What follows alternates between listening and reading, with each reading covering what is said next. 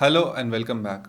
In the previous class, we saw the introduction of this directing function and we talked about characteristics and importance of directing.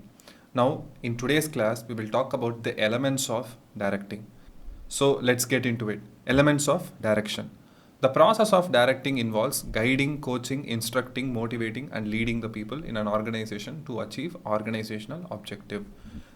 If you are a superior in an office and you have subordinates, it's not just that you will always keep on giving work and then reviewing their results and giving back instructions again. The directing process involves lot more than just instruction, lot more than just passing on commands. So you have to guide them, you have to coach them, you have to motivate them, and you have to lead by example. All these things are involved. Directing process contains four elements, four categories of things that a supervisor should do, a superior should do, and they are supervision, motivation, leadership, and communication. In each and every upcoming videos, we will see one by one in detail. In today's video, we will talk about supervision in detail.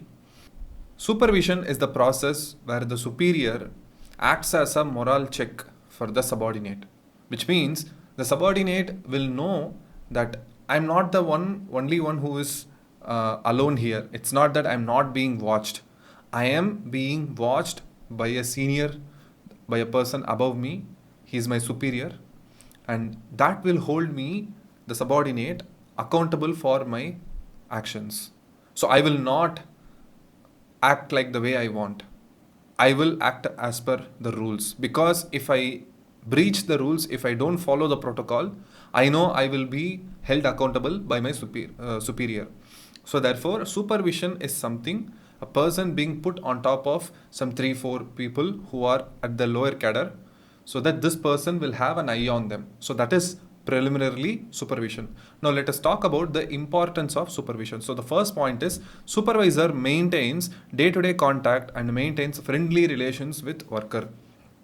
A good supervisor acts as a guide, friend, and philosopher to the workers. So every senior in an organization should be first a friend. A philosopher means they should tell the good values of what they should do and what they should not do.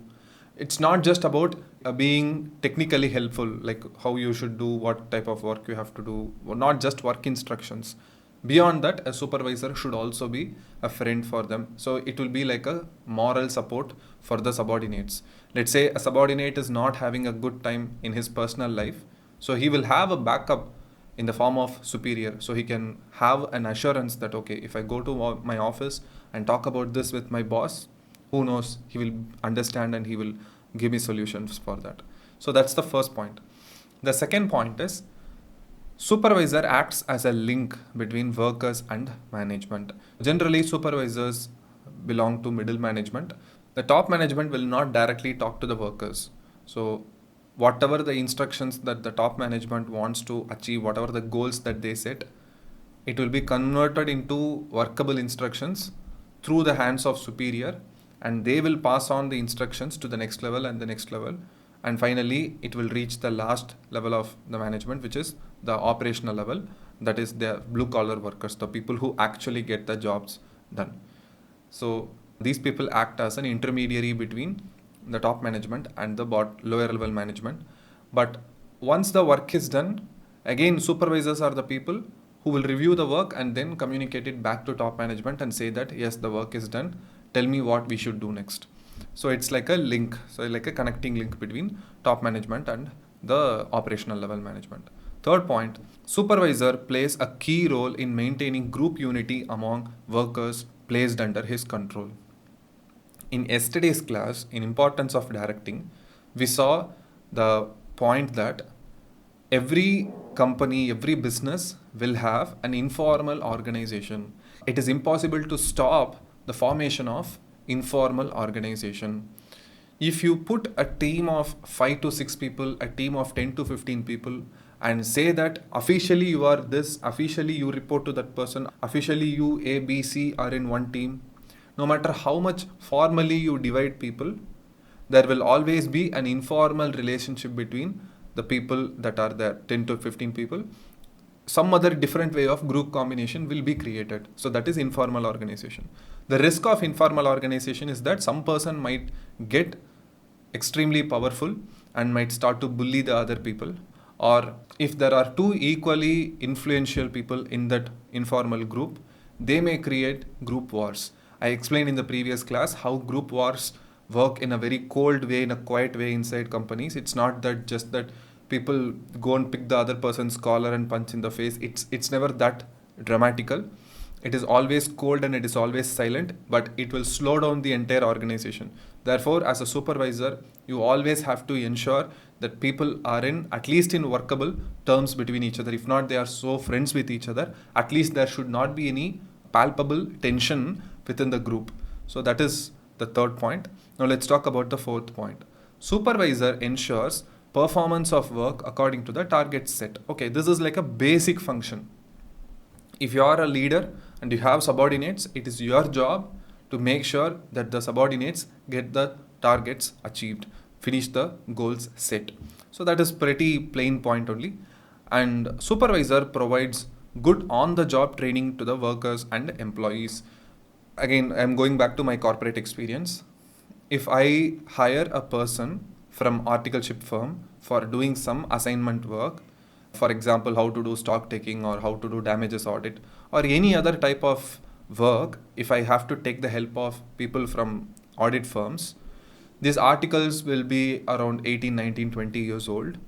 Most of them will not know how to do a particular type of audit. So let's say I am the one who is hiring them for my assignment.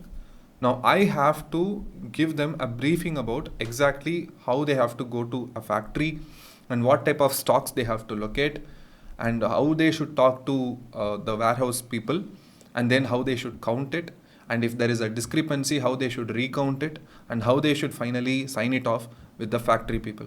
I will give a complete briefing about all the work that are needed to be done. So that is pretty much the on-the-job training. So if you want some people to do the work for you, if you are about to delegate the work for you, it is your job to give them adequate training, on-the-job training. Let them get trained while they are doing the job. So the first 15-20 minutes, we will give a complete briefing about what we are planning to do.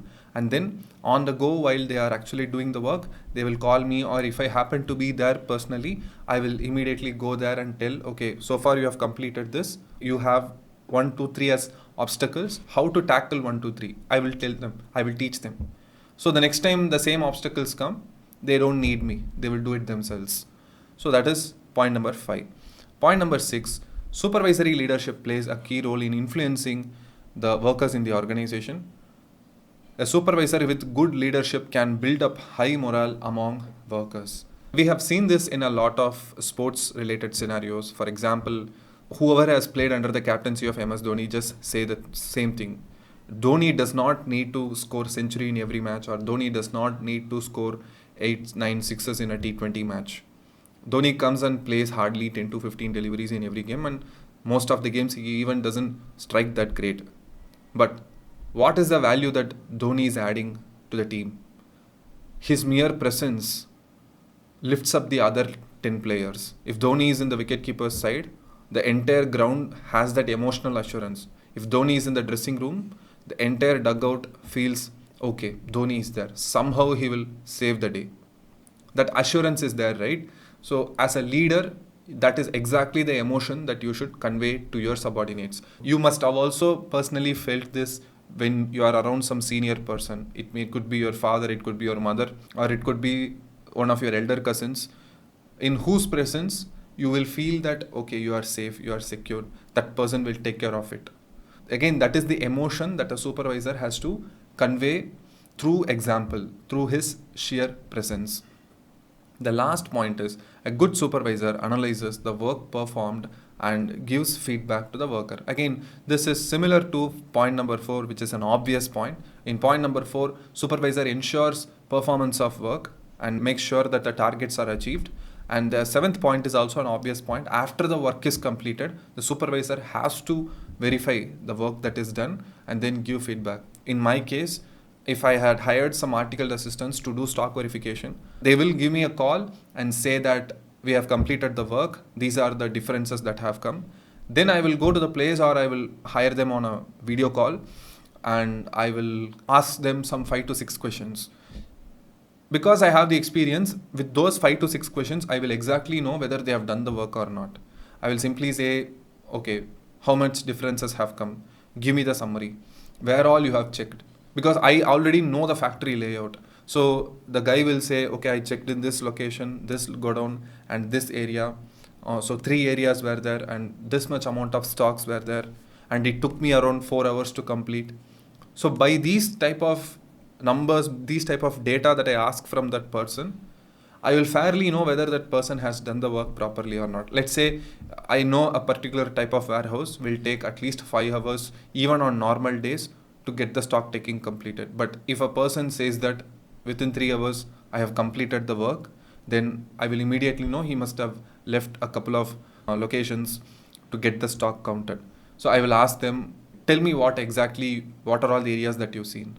Most likely that person would have missed a couple of locations. Then I will say, you have missed out location X and location Y.